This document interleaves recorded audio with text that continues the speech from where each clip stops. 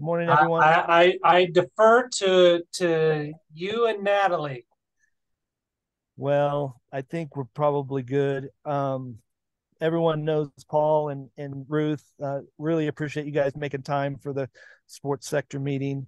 I do anticipate this group beginning to grow as we start to have these other meetings. We probably need to make a nice little um, reminder for everyone that the meeting's happening, um, that that we could send out, and possibly post that just says the sports. Whatever October, um, for our October meeting. Um, Could I ask, is there a uh, possibility of getting a list of the Is there a organizations? possibility of getting a list of the organization? that are involved, Yeah, so who's in the sport, who are the a organizations list that of the are, So who's yeah, in the that are sport? in the Who, sport who sector? are the organizations that are, yeah, that are in the sport sector? yes, it's kind of been a some months we have up to 12 to 15 people on the call, people from different sectors and also people that we've invited, and then we kind of let it die off, although we have a lot to share and a lot to move forward. And I think that October should be something where we kind of point towards getting more organizations and more people involved, as we start to really engage with Aspen Institute. Ruth, I have a spreadsheet of people's names that have been involved in our meetings. Not all of them have listed their organization, but a lot of them have. So I could share that with you if you wanted it. That would be great. I'm just thinking there are events and activities that I mean, I would love to engage folks to say, hey, we're all on this committee together. Here's something we'd love to.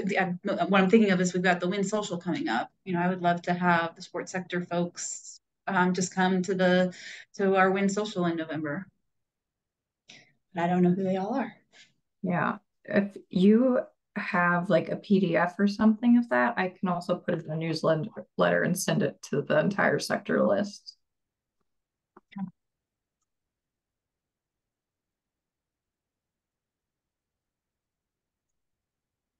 Well, we lost Bill, but we were going to review his application.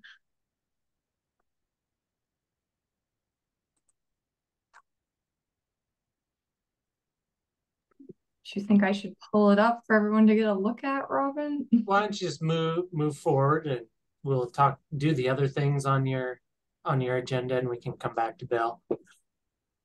Okay. Well, the next thing on the agenda is kind of giving some updates based on our meetings the past month. And Ruth was involved in our first advisory board meeting. Did you want to give an update on some of the highlights from that, Robin? Yeah, I think it was, so we had our first advisory board meeting end of August. I think it went well. Great discussion by all the members. We followed up, Natalie and I followed up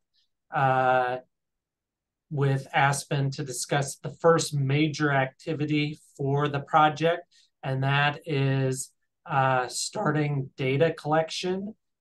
And the first piece of data we'll collect is through what they call their Youth Voices survey. It's about a 20-question survey that youth from third to 12th grade can complete. It's all electronic, so it can be done on a phone or a computer or anything like that. It's can be distributed. It asks a lot of different things. Maybe Natalie, if you want to throw the like a report from King County or Oakland in the chat, people can get an idea of the types of data that it's collected. But it's a lot about youth, assessing whether sports are youth centered or not, in terms of what they choose. Asks other things about like participation rates, locations of physical activity or youth sports, things like that. It can be distributed through any number of avenues. The prime way that they like to send it out is through school districts. So we'll be engaging a lot with schools to do that. But we also will want to send it out through things like Parks and Rec departments, youth sports leagues, any other places where kids participate in sports, or where our youth just gather in general. So we're developing the survey right now, and it should be ready by October, and with distribution shortly after that. Distribution will happen, Natalie, correct me here, October and November, or October and November was the goal. Yeah. So keep if you would like to be added to the list of organizations that help us distribute the survey, let us know. We'll add your name to that list. And then as it gets closer, we'll give you more information about the survey, how long it's going to take, who can fill it out. If you're interested, usually some parents want to know things like, has this been reviewed by, like a institutional review board, so we're not collecting any data that is identifiable or sensitive or anything like that. We can share all that information with you as it gets closer. So any questions about that? I'll just add that Jennifer Lerner Brown sent out a meeting maker for October. And I'm not sure what the date is for that next advisory board meeting, but I did see that she had sent something out yesterday. Natalie, do you remember what she said? I don't know the exact date, but maybe like early November, something like that. I think is I got that. So I have it here. Hold on. Is it September 27th? Oh no, Bill, what you're talking about, that's just like our touch-in with her. Okay. And that was previously scheduled. We just moved the time a little bit to accommodate. Okay. I've got to do in the morning. Got it. That's not the group. Correct. Okay. I'm sorry. Yeah, no, she's gonna follow up with the advisory board. And I believe she was shooting for,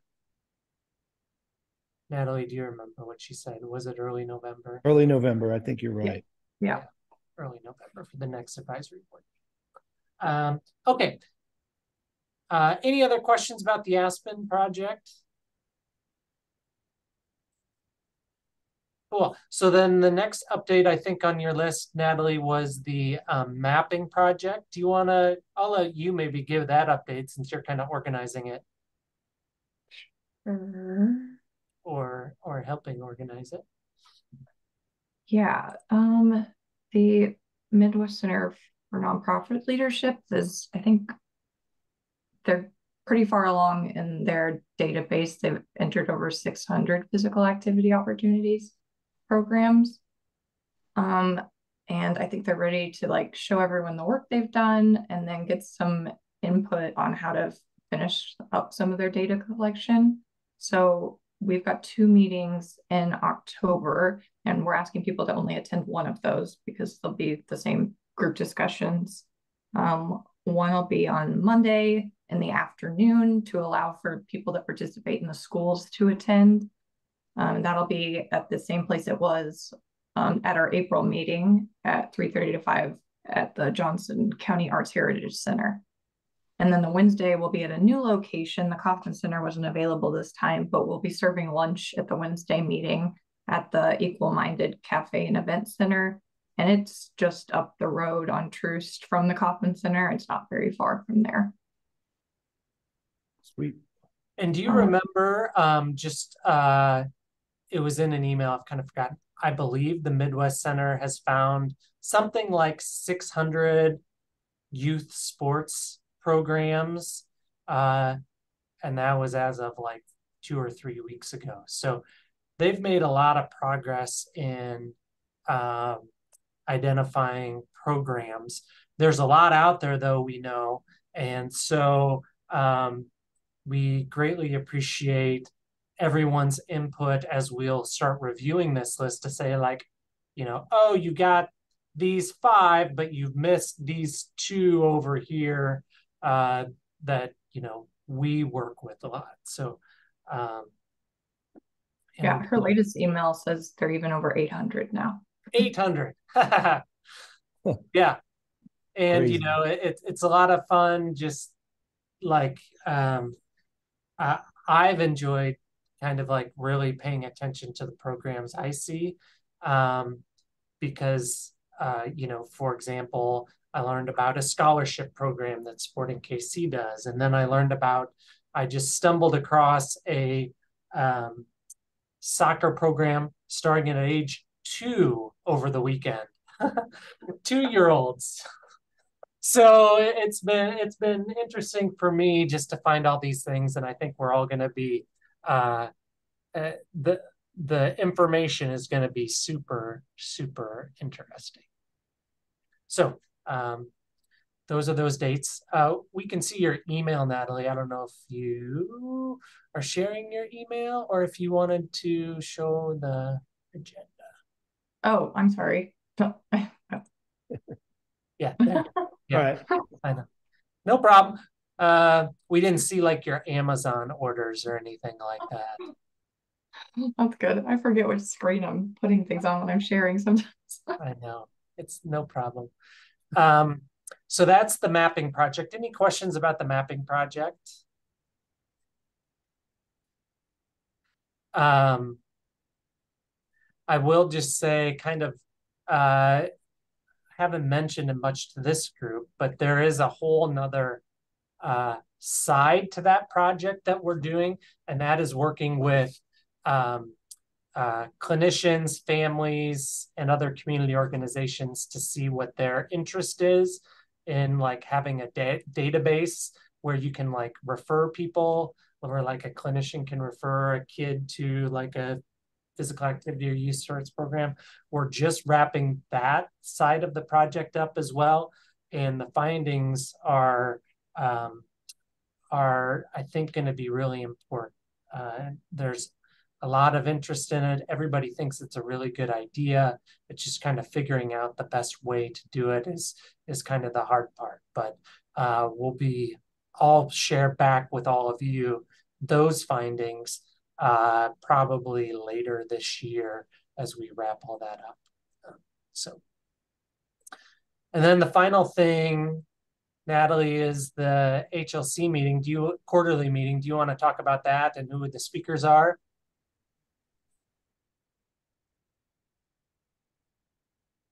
I'm going to forget one, but I believe it's going to be on food access partners within Kansas City. And they're going to have someone from Kansas City Community Gardens after the harvest. And I'm forgetting the third one right now. Canby's, I believe. Canby's, if you know Canby's Market, they're a food distributor in Kansas City, and they specifically work on addressing areas where there's low fruit and vegetable access. So they've got a lot of like fruit and vegetable not like coolers in corner stores and bodegas and all this stuff in food deserts. And it's a really nice model for, you know, addressing some of the barriers if you live in an area where there's not like a Price Chopper or Hy-Vee or Sunfresh close by. So there's a number of different food drives this fall that we might want to see about seeing if we could create a list. I know that the you know, obviously as we lead up into Thanksgiving and into Christmas, people are gathering food constantly to try to fill the pantries and in the different distribution points. I'm sure that Canvys knows a lot about it. I know that 810 WHB does a food drive every year in November. I heard that the Derek Thomas Third and Long Foundation does one right after Thanksgiving. So, and they distribute out at Arrowhead Stadium. So that maybe there's a way we can tie in a special health initiative, healthy lifestyles initiative where we have a list of different food drives that are out there. I don't know, just an idea. Always we're always open-minded to addressing needs. I mean, I think that if we're centering the meeting around that, it might be a good idea to let people know of all the different organizations that are trying to meet the needs. Yeah. So, well, hope you all can attend and bring up ideas like that. We really kind of respond to what people want. So if you're exactly right, at that place, it's going to be a perfect forum for finding out what people want and what we can do to assist. Dude, I've known Ben Sharda for probably 35 years. It's so crazy. That's how long he's been working at the KC Community Gardens, it says. He used to do landscaping for my parents when I was a kid. Like, I mean, I've known him probably more than, I don't know. I've known him forever. So funny. That's awesome. Yeah. It looks like the one I forgot was Cultivate Casey. Oh, right. That's good. But Canby's is right. I think they're just not. They just hadn't confirmed their speaker yet, so they didn't get on this panel informational. Gotcha. Mm-hmm. Gotcha. Okay, cool. Any other updates from any other organizations? I know, Ruth, do you want to talk more about that event you discussed, your social? Well, the social is just a quick gathering to say thank you for folks who have been involved with Win for KC. So it's not a whole big, it's really just the social. So not much to share about it. Oh, okay. Well, and the contract's not signed yet, so on the site. So I'll wait I'll get the information over to Natalie as soon as the site's finalized. I thought this was like a super nice like happy hour where you're going to buy us all drinks or something. Well, it is happy hour, and it does include drink tickets and food. So in that regard, I think you hit it right on the. You pretty much covered it all. We might show the Win video. Great. We're doing the Blasters on November 12th. We're announcing it this week, and we'll have over 100 different kids from across different organizations. Would love to have some kids from Win for KC to come and join us. We've set it up so that we're turning all the bays over to the kids from 5 until 7, and then from 7 until 10, we'll have corporate sponsors come in and compete for the Battle of the Bays. And the kids will be we'll turn them loose and go home. It's on Sunday, Chiefs bye week, and it's our 4th annual Blasters, not the Masters, but an event like none other. So we're excited about that, and you'll hear more about that. I'd like that to go into the newsletter too for the next 2 months. I'm sorry, Bill, I'm not familiar. Is that a golf thing? Yeah, Top Golf. It's a Target golf thing. We had it last year. Robin, were you there last year? No, I wasn't. So sounded fun. You guys are all invited. So we had Bill Self last year. This year we're trying to get George Brett and Bill Self to show up again. Bill said he'd come by, so we'll see. We'll have KU basketball players there and different celebrities that will work with the kids, and we're going to have a golf pro in every single bay that we have kids in to teach them how to swing a golf club for the first time. And we'll have over 50 bigs and littles there together, and then we'll have a bunch of kids from hopefully Kansas City Girls Academy and International Academy in the Northeast, and some going to ask Adrian if we can get some kids from KC United. So cool. Hey, if you're doing bigs, my little just asked me 2 weeks ago. He's like, hey, I want to go to Top Golf again. This will be perfect then. Yeah, you guys will be there. Cool. For sure. I don't know if you know Chris Harris from Harris Park, but that would be a good link too, you know, because he's got 3 holes right there. So Yep. I'm really connected with Chris. He just Cool. actually called me last week, and I'm going to meet with his daughter. He and I are going to talk about how we're going to incorporate that into what we're doing. So that's great. Good. Yeah, glad we're all communicating and, Yeah. and all working together. That's what it's all about. Yeah, exactly right. Okay, Natalie, anything else before we move on? I think that's all. I can open Bill's application if we're ready to look at that. Yeah, let's do that.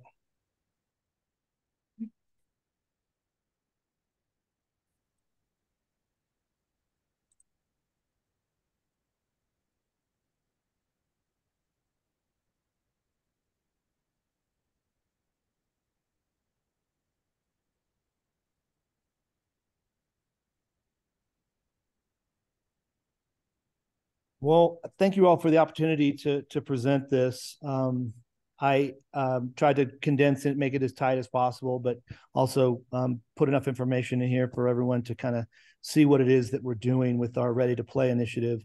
Ready to Play camps and clinics travel into the community, schools, and neighborhoods to provide opportunities for exercise, fitness, and quality sports experiences for kids. We target children in from early childhood all the way up through high school. They're designed to deliver high intensity, high quality training that positively impacts the mental well-being, attitudes, and behaviors of children needing it most. Traveling to participants is especially important as transportation is one of the most significant hurdles to delivering equitable access to physical activity and sports. We collaborate with fitness experts to offer programs that help children learn about physical activity, sports, fitness, diet, and mindfulness. These programs include our relationship with Tony Temple and his Animal Movements workshop, direct athletic training, such as Full Throttle Fitness Foundation. They have done strength and conditioning for us this summer, and other relationships where we build out different big events or small events to engage with kids. Obviously, Shareways is a 501c3 that are coming up with innovative ideas to collaborate and support across sector solutions and offer our support to remove the barriers to sports participation. We're requesting $5,000 to further our work in this area. The more we can raise, the more we can do is kind of our philosophy. And so we're continuing to find ways to raise more money for these initiatives. Any questions?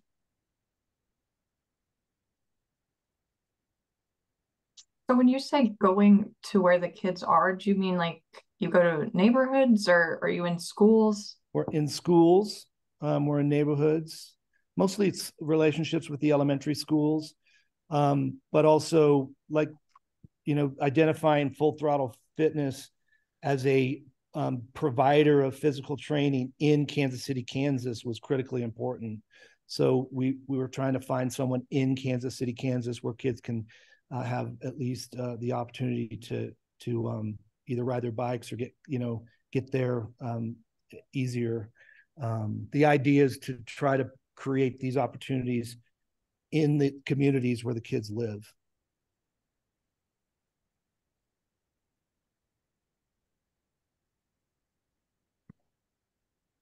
Hey, Bill, you may be going to get to this later in the application, so you can just tell me to wait if you do. But I really like the idea about teaching kids about like what we call physical literacy, just like understanding movement, basic motor development as they get older, what physical activity might look like. It's not, a lot of times they think that it's, they have to play like a sport or something to get their exercise. So I'm just kind of curious, in your program, it says you have them learn about physical activity. Can you just kind of give a quick summary of what that kind of looks like in the program? Sure. Animal Movements is geared towards K through 5. It's a workbook, kind of coloring book type of engagement where the kids get the book to take home with them so they can use it throughout their lives. They can show it to their moms and dads and say, hey, look what we did at school today. It can be reinforced with an engagement with the faculty as we kind of go about kind of descending upon a school and hitting every single classroom and every single kid with this idea that if you move like an animal, you're also moving like an athlete. And so crab crawls, or slither like a snake, or jump like a kangaroo, all kind of lead towards the proper types of movements that athletes use to train themselves, but in an imaginative, fun environment. There's also cool down periods where there's mindfulness is included, and we talk with kids about who and what they are and why they are, and how they can become better people. And then there's nutrition built into where we talk about making healthy choices. So that program is a great example of kind of gearing something towards a certain level of child. And with that, we also engage in Simon Says, which is a really fun engagement to help kids connect their mind and body, and learn that they can use their mind to regulate their body and connect to their body and move their body and listen to receive instructions and then deliver on those instructions through movement. And so just a lot of cool things that are about the animal movements deal. As you kind of graduate into middle school, you're preparing yourself for the rigors of high school athletics, or you're just preparing yourself to take on, life in a better way. That's a transitional period for a lot of kids. So the fitness trainers that we've engaged with are working specifically with that age group to teach them how to properly engage their body around physical activity, exercise, sports, nutrition, and mindfulness. And then in high school, we've actually gone in and done strength and conditioning programs, high intensity training for girls and boys that that are trying to excel at the highest levels in their sport. That answer your question? Yeah, cool. Thanks. Okay, well, moving on. The strategies that we're implementing really kind of lend themselves to school-based physical activities and enable students to participate in 60 minutes a day. I mean, that's the goal, and the World Health Organization has kind of posted that. It's pretty clear that kids are looking for ways to get more of that, and so we are looking for ways to increase that. Also, Strategy 25 is part of the sports sector strategy.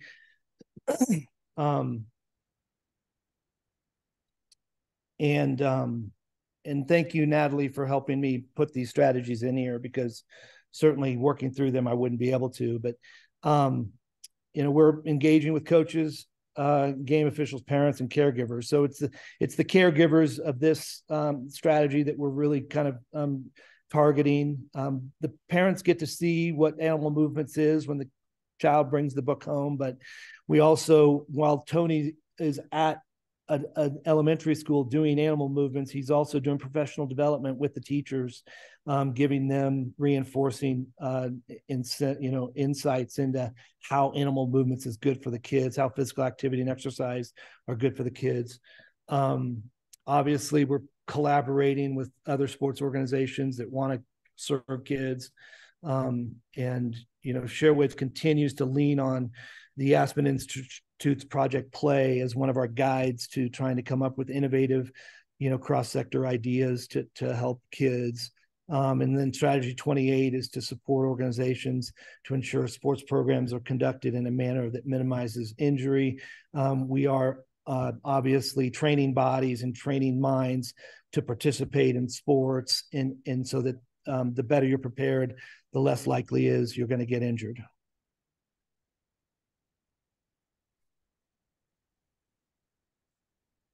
As far as the systems go, we're targeting individuals and attitudes and ideas of how sports, how physical activity and exercise lend themselves to more participation in physical activity and the benefits of that mentally, physically, emotionally, spiritually. So certainly addressing a lot of those points through these programs, and it's working. We've done a survey. I don't the results of the survey I could show you, but we surveyed the 36 high school volleyball players that we've been training for over a year now, and they are very appreciative, and they've benefited greatly through their their responses and to the work that we've done with this delivering physical activity to their after school training as they prepare to play varsity volleyball. So in terms of all the sectors that we engage with, the ready to play doesn't, we're basically looking at school age kids anywhere from early childhood all the way to the top. We also create content. So mass media has an opportunity to kind of use the content that we've created if they're interested in showing what physical activity can do for a child. And there's a lot of opportunities and a lot of content we've captured that can tell that story. As far as Parks and Rec goes, we want to work with Parks and Rec to create clinics and camps in there, in the Parks and Recs that are available to us. And I've met with both Kansas City, Missouri and Johnson County, trying to help get more kids involved in these kinds of activities. So, specifically Ready to Play is doing our own programs and creating our own relationships with fitness trainers and delivering on our idea. But we're also really good at partnering with other organizations and just being that idea of how do you create more energy around this? How do you make it more fun? So we have examples of both of those where we've done both. We've done a track meet with Hot Feet's track program where we had over 1,000 kids come to a track meet out in at Blue Valley West, and it was the most diverse group of athletes I've ever seen. Kids from all over the city coming to enjoy a Ready to Play event like that. Or we did a football combine where we had hundreds of high school athletes come and get seen and get tested for their skill sets so that they could get college scholarships. As part of that festival, we had skills and drills for kids at that. We tagged along and we just helped bring energy to it, and we helped find sponsors and help create it and help pull it off. And that's another part of what Ready to Play tries to do. But specifically partnering with these fitness trainers is what we want to do more often. We want more engagement at the local level, at the communities where kids live, in the parks and recs where they play, so that we can raise the level of engagement and also deliver high quality experiences for kids so they fall in love with physical activity for the rest of their lives. So, hey, this is Jay. Sorry, I was late. I missed the first part of it. But so is Ready to Play the program itself, or are you kind of a facilitator to help other programs get there, or both? It's both. Okay. So we're looking at any way that we can innovatively and cross-sector collaboratively to improve situations and raise the level of engagement in under-resourced communities where they have a unequal playing field. That's the original idea of the programs. And so we're just, partnering with any organization. We can partner with Win for KC and help, try to deliver something at Win for KC next summer that is of quality and of impact that would make a difference. And we could, help fund the Win for KC summer program so they can expand it. That would be something that we would do in the future as we grow this program. But initially, what we've had to do to prove that it works is partner with fitness trainers and then partner with organizations that want to do these big events and try to do both. Okay, that's kind of what I thought it sounded like, but I just missed the first 5 minutes you were talking about it. So yeah, no, cool. That's all right. Very cool. Have we invited those people to be part of the sports sector yet? Some of those other folks you're talking Yeah, about? we've invited. Tony's been invited. I mean, all these people have been. They know that we're doing this. I think that I could do a better job of making it more important to them. But for sure, I think there's opportunities to expand the sports sector. All these people care about Yeah. what it is that we're trying to do, and they appreciate our strategies. So I think that we can. There's no reason why we're not growing this sports sector. Well, I think the Aspen thing will help with that too. I agree. I agree. There's a lot of energy and momentum around that.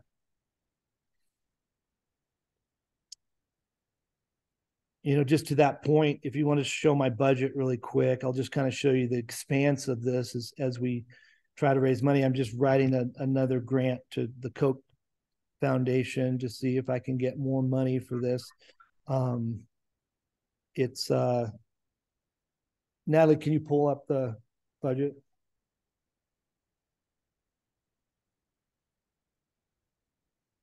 So zero in on this programs and partnerships area. You'll see that the strength and conditioning that we've done with Tony Temple at Lincoln College Prep, the animal movements, full throttle fitness engagement this summer called Summer Break a Sweat, the Hot Feet Summer Track Meet, the Spring Football Festival we did, Summer Recess with Tony Temple, where we attached physical education to all the camps that he was engaged with, summer basketball camps and clinics. That's something we would do next year. We're talking with Ochai Abaji about doing a summer basketball camp. A ready to play after school program would be a part of what we're trying to do, where we're creating opportunities for kids after school, and then a soccer camp. I'm working with a young man who's a high school soccer athlete, one of the top soccer players in Kansas City. He unfortunately drove really fast and got a ticket, and he needs some community service.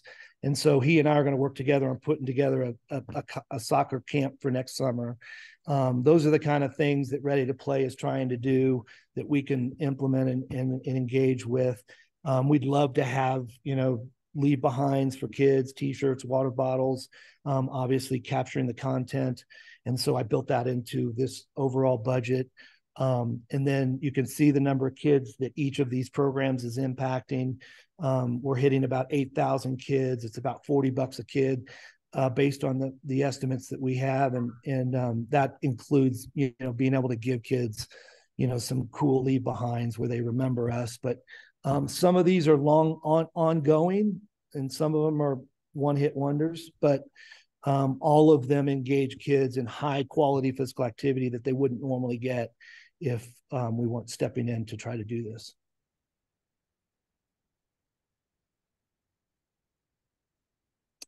So that's it. I appreciate everybody's time. Bill, is there generally a fee for kids to participate in each of these programs, or is it different for each one? That's a good question. The football festival and the track meet we try to make free. I'm not sure if there's a charge per team. The fitness stuff that we were doing is all free. Summer recess was free. The basketball clinics and the soccer camps probably will have a minimal charge, and the after school program will be free. So mostly free. Meeting kids where they're at, delivering high quality engagement, not trying to make kids come out of pocket. I know we've talked about the meaning of free and how that works, but so far we haven't had any problem getting kids to gather with these kinds of events.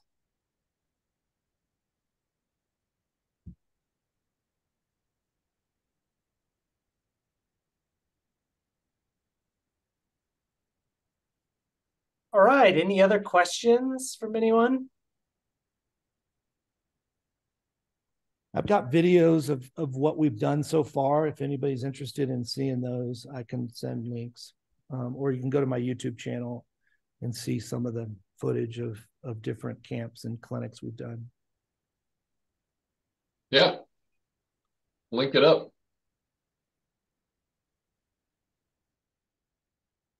I'll do that. Give me a second. Very, very good. Okay, Adrian, the co-lead isn't here today, so kind of just how this stage of the process works. It's kind of up to the leads really to, we all ask questions during this period of the applicant, make sure that we all understand what it is. And then it's kind of up to it really is up to the leads to decide whether to take it forward or not.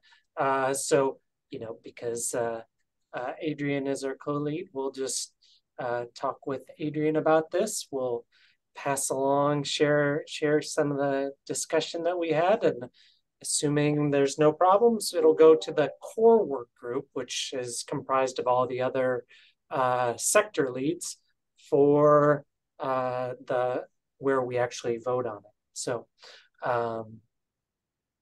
and Robin, I'd also like to submit this to the school sector and possibly, if there's an opportunity to submit it to mass media. So obviously it'd be a little bit different presentation, but a lot of the same information. Yeah. So for schools, Katie supports that group. So, she can, I guess maybe Natalie, do you want to facilitate that communication with the schools group? Mass media is great idea. They have fully spent their funds. That's what I thought. I'm excited about that. So there's no funds available through that group. And then maybe the other one was Parks and Rec, just maybe sitting down with them and just seeing how it applies and where there's an opportunity. Yeah. So, okay. And just kind of